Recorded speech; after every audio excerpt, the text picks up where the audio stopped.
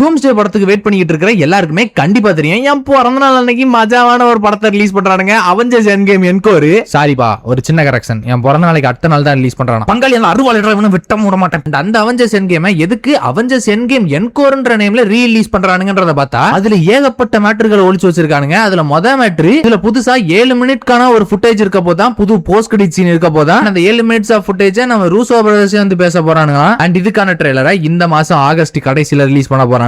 கூடவே இதுக்கு முன்னாடி இருக்கிற டைட்டானிக் அவதார் படத்தோட கலெக்ஷன் எல்லாத்தையும் பீட் பண்ணனும், மறுபடியும் தூக்கி போட்டு ஷார்ட் அடி போன்ற மாதிரி ரீ ரிலீஸ்லயும் எக்ஸ்ட்ரா 2 பில்லியனை பார்த்து விட்டுறலாம்னு கனவு கொட்ட கத்திக்கிட்டு இருக்கானுங்க போல. நடந்தாலும் நடக்கும், யாருக்கு தெரியும். அண்ட் அந்த 7 மினிட் ஃபுட்டேஜ்ல என்ன இருக்க போகுது, இதுக்கான ட்ரெய்லர் ரிலீஸ் எப்படி இருக்க போகுது, அண்ட் அந்த போஸ்ட் கிரெடிட் சீன் என்னவா இருக்க போகுது, இதுக்கெல்லாம் ஏகப்பட்ட மேட்டர்கள் ஏகப்பட்ட தியரிஸ் சுத்திக்கிட்டு இருக்குது. ஆக்சுவல் இன்சைடர்ஸ் கிட்ட இருந்தும் நம்ம ரூசோ பிரதர்ஸ் கிட்ட இருந்தும் ஒரு சில தியரிஸ் கிடைச்சிருக்கு. அது எல்லாத்தையும் இந்த ஒத்த வீடியோல மொத்தமா பத்தல ஸ்கிப் பண்ணாம கடைசி வரைக்கும் பாருங்க. சோ எனிவேஸ், வாழ கொலகொலன்னு பேசாம எப்பவும் போல தட்டித்துக்கு தயாரா. எண்ட் கேம் என்கோரோட ரிலீஸுக்கு முன்னாடி எல்லாரும் நம்ம சேனல்ல எதிர்பார்த்துக்கிட்டு இருக்கிறது இந்த டூம்ஸ்டேயோட ரீகேப் தான். மொத்தமே 4 பார்ட் தான் எடுத்து வச்சிருக்கேன். அதுல 2 பார்ட் எடிட் பண்ணாம அப்படியே பட்டையில போட்டு கிடக்குது. கூடிய விரைவில் அந்த வீடியோவோட வரேன். So starting of the Indian economy is the economy. Foreign economy போய் அவெஞ்சர்ஸ் எண்ட் கேமுக்கு வந்தோம்னா இதோட ரீ ரிலீஸ்க்கான ட்ரெய்லர் ஆகஸ்ட் 25 வரலாம் அப்படின்ற மாதிரி ஏகப்பட்ட இண்டஸ்ட்ரி இன்சைடர்ஸ் பேசிட்டு இருக்காங்க. முக்கியமா கிரிப்டிக் குவாலிட்டி ஹெச்டின்றவரும் பேசிட்டு இருக்காரு. இதனால ஆகஸ்ட் 25 சூஸ் பண்ணிருக்கானுங்க இந்த ட்ரெய்லருக்கு அப்படின்னு பார்த்தோம்னா அதுல இருந்து கரெக்டா ஒரு மாசம் செப்டம்பர் 25 தான் அடுத்த இந்த எண்ட் கேம் என்கோர்ன்ற படம் அப்படியே ரிலீஸ் ஆகுது. சோ டைம்ஸ் ஆஃப் இந்தியால இருந்து ஃபோர்ப்ஸ் வரைக்கும் எல்லா மேகசின்ஸ்லயும் கவர் பண்ணிட்டாங்க. நம்ம ரூசோ பிரதர்ஸ் ஆக்சுவலா இதுல பேச போறானுங்க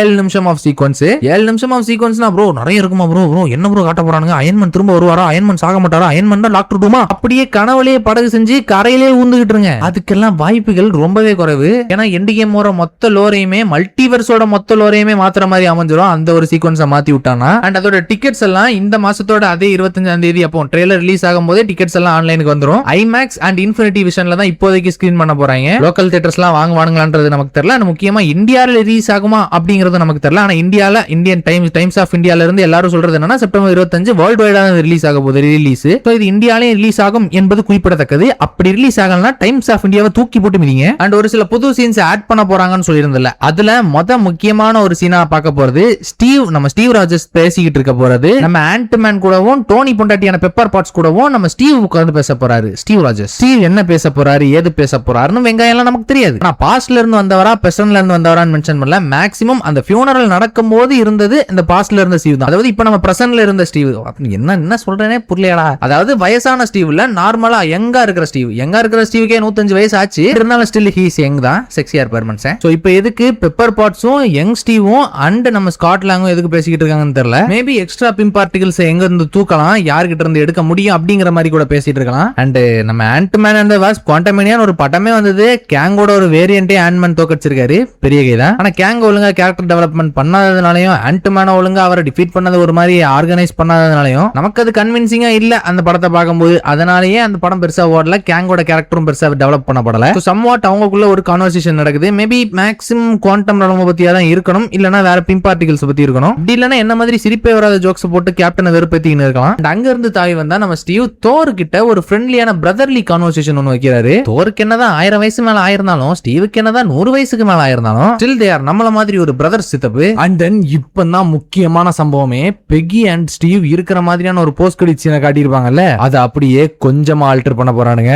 மொத்தமா தூக்கல. ஏன்னா அந்த சீன் ரொம்பவே முக்கியமானது. ஸ்டீவ் பாஸ்டுக்கு போய் தான் வாழ்றாரு. இன்னொரு டைம் லைன் உருவாகிருச்சு. அவருக்கான ஒரு பிரான்ச்டு டைம் லைன்ல பெகி கூட மஜால்ஸா குஜால்ஸ் பண்ணிட்டு இருக்காரு. அதுவும் பாஸ்ட்ல அப்படிங்கிறது முக்கியமான மேட்டர் தான். அண்ட் அதுவுமே இருக்க போகுது எண்ட் கேம்ல. ஆனா ஒரு எக்ஸ்ட்ரா ஃபிட்டிங்கா நம்ம லோக்கி ஸ்டீவை போய் பார்க்க போறாரு. அண்ட் அதுக்கான ஷாட்டா மேபி அந்த ட்ரெய்லர்ல இருந்த ஷாட் இருக்கலாம். நம்ம லோக்கி பெகியை பாக்குற மாதிரியான ஒரு ஷாட்டை அமைக்க போறாங்களா. அதுக்கான கண்டினியூஸ் தான் அந்த ட்ரெய்லர்ல வந்திருக்கும். இத சத்தியமா எதிர்பார்க்கல. என்னடா கால்ல இருந்து கம்ப விட்டு தலையோட விட்டு காதுல இருந்து எடுக்கிறீங்க? இவ்வளவு மொரட்டுத்தனமா ஆர்காசம் பண்ணா மனுஷன் தாங்க மாட்டான்டா. அண்ட் இப்போ நம்ம லோக்கி சொல்ல போற மேட்டர் தான் முக்கியமான மேட்டர். நம்ம அவெஞ்சர்ஸ் யாருமே இன்னொரு பாஸ்டுக்கு போகல. பாஸ்டுக்கு டைம் டிராவல் பண்றதெல்லாம் முடியாத காரியம். அதுக்கு பதிலா அவங்க எல்லாரும் போனது வேற யூனிவர்சஸ்க்கு. இது வேற டைம் லைன் வேற பிரான்ச்டா கிரியேட் ஆயிரும். அண்ட் அப்படி நீங்க எல்லாம் போயிட்டு குஜால்ஸ் பண்ணதுனால ஒரு நெக்ஸஸ் ஈவென்ட் உருவாயிருக்கு. And this is not because Avengers எல்லாரும் போயிட்டு டைம் லைன் எதுவுமே குழப்பப்படல. ஸ்டீவ் போயிட்டு மத்த பிரான்ச்சஸ்க்கு போயிட்டு எல்லாமே சம்பவம் மட்டும் வந்திருக்காரு. அதெல்லாம் கரெக்ட் தான். ஆனா ஸ்டீவ் மறுபடியும் பாஸ்ட்லயே இருக்கணும், அந்த யூனிவர்ஸ்லயே இருக்கணும்னு நினைச்சிட்டாரு. ஆனா சட்டப்படி இந்த டைமுக்கு ஸ்டீவ் இந்த இடத்துல இருக்கவே கூடாது. பெகி தனியா தான் இருக்கணும். லைக் இதுல சொல்ல வரது என்னன்றது நம்ம புரிஞ்சுக்கிறதுக்கு கொஞ்சம் மார்வல் மண்ணாங்கட்டி மூளையை நம்ம வெளியெடுத்து போடணும். ஏன்டா ஏன்டா இவ்வளவு காம்ப்ளிகேட்டடா வேலையெல்லாம் கொடுக்குறீங்க? ஆல்ரெடி ஆபீஸ்ல போயிட்டு அவன் மண்டை கொளரா சுத்தின்னு இருப்பான். மூளைக்கு கொஞ்சம் ஓய்வு கொடுக்கலாம்னா அதுக்கு வேலை கொடுத்துட்டே இருந்தானே, காண்டாவுது தப்பு. கண்டிப்பா வேற வேற டைம் லைன் இருக்குது, வேற வேற பிரான்ச்சஸ் இருக்குது. எந்த பிரான்ச்சஸ்ல என்ன வேணா நடந்திருக்கலாம். ஒரு பிரான்ச்ல தானோஸ் செத்து இருக்கலாம், இன்னொரு பிரான்ச்ல தானோஸ் ஆகாம இருந்திருக்கலாம் எண்ட் கேம்ல நடக்கிறதுல. இன்னொரு பிரான்ச் டைம் லைன்ல தானோஸ் நம்ம எண்ட் கேமுக்கு வராம இன்ஃபினிட்டி வாரே நடக்காம இருந்திருக்கலாம். அவன் இன்ஃபினிட்டி ஸ்டோன்ஸ் தேடணுன்ற எண்ணமே இல்லாம அவனை முதல்ல யாரையாவது போட்டு தெளிக்கலாம். இந்த மாதிரி ஏகப்பட்ட பிரான்ச் டைம் லைன்ஸ் இந்த ஏரியா பூரா சுத்தின்னு இருக்குது. சோ அந்த மாதிரியான ஒரு பிரான்ச் டைம் லைன்ல தான் இப்போ ஸ்டீவ் இருக்கிறாரு. அங்க ஒரு சில ஈவென்ட்ஸ் நடக்க வேண்டியது ஆனா நடக்காம வேற ஒரு பிரான்ச்சா போயிட்டு இருக்குது. இந்த பிரான்ச் டைம் லைன் இன்கர்ஷனுக்கு ஏற்படுத்துது அப்படிங்கிற மாதிரி லோக்கி சொல்றாரு பெக்கி கிட்ட. புரியலன்னா ஒண்ணும் பண்ண முடியாது.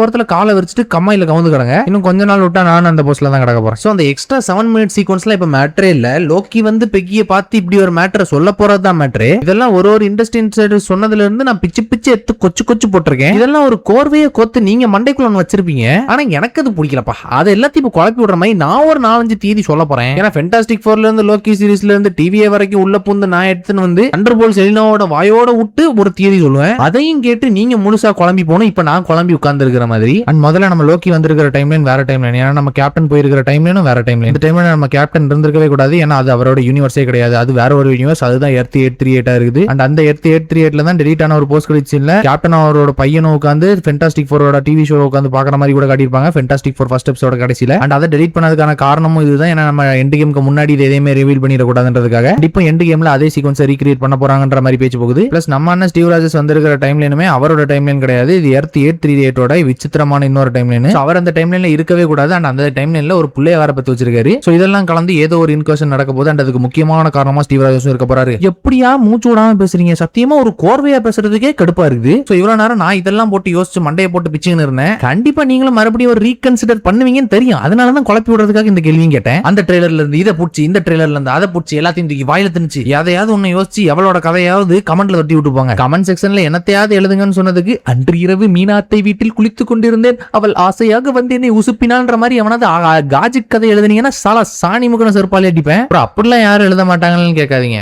வருவாங்கடா, நான் வருவேன். ஃபேக் அக்கௌண்ட்ல நான் தான் வந்து எழுதுவேன். இந்த எண்ட் கேம் என்கோரை பத்தி நீங்க நினைக்கிறீங்க? அண்ட் அண்ணன் பிறந்த நாளுக்கு அடுத்த நாள் வருது.